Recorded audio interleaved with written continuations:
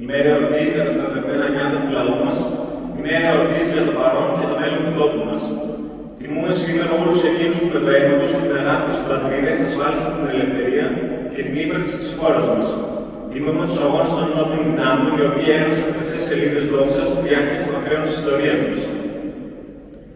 Αν ανατρέξουμε στα μάτια της ιστορίας, θα δούμε ότι η πολεμική αρετή των Ελλήνων είναι συνυφασμένη με την εμφάνιση της ελληνικής φυλής.